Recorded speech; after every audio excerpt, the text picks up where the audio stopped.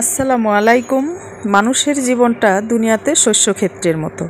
শস্যের যেমন বীজ বপন করতে হয়, বীজ থেকে চারা গজায়, চারা আস্তে আস্তে বড় হয়ে তারপর ফুল হয়, ফল হয়, ফল যখন পরিপক্ক হয় তখন ক্ষেত থেকে উঠিয়ে নিয়ে আসা হয়।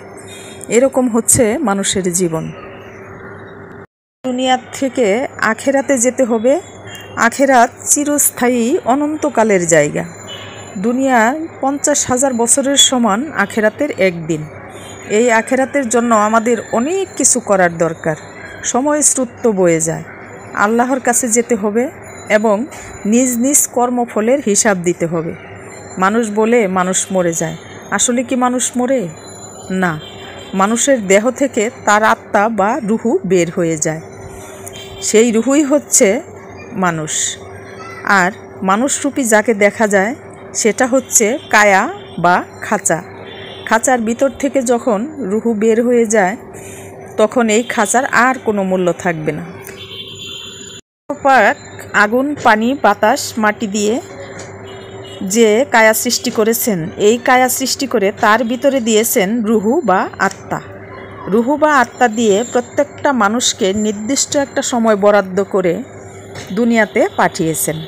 কার জন্য কতটুক সময় বরাদ্দ সেটা আমাদের মতো নগণ্য লোকের বোঝার বা জানার কোনো সাধ্য নাই। সেটা একমাত্র আল্লাহ তাআলাই জানেন।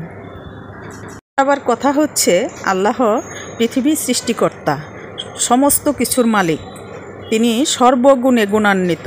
সেই সব গুণের অনুসারী যারা আছেন তারা আওয়াল, আখের, জাহের, বাতেন সম্পর্কে জানেন। সর্বগুণের অধিকারী তারাই একমাত্র দুনিয়া এবং আখেরাতে জীবন মৃত্যু সম্পর্কে বলতে পারবেন।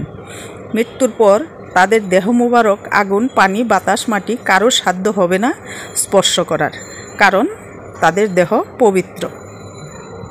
আল্লাহ যুগে যুগে নবী রাসূল প্রেরণ করে কুরআন হাদিসের আলোকে পীর মুশায়েখ দ্বারা তার বান্দাদের হেদায়েত করার জন্য চেষ্টা করেছেন। আল্লাহ তো আমাদের সৃষ্টিকর্তা। মানুষ সৃষ্টির শ্রেষ্ঠ জীব, আশরাফুল মখলুকাত।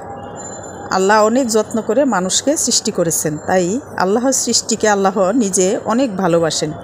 তাই আল্লাহ তো চাইবেন আমরা আল্লাহর রাস্তায় চলি, আল্লাহকে স্মরণ করি, আল্লাহর হুকুম মেনে চলি। না করে আমরা কি করি?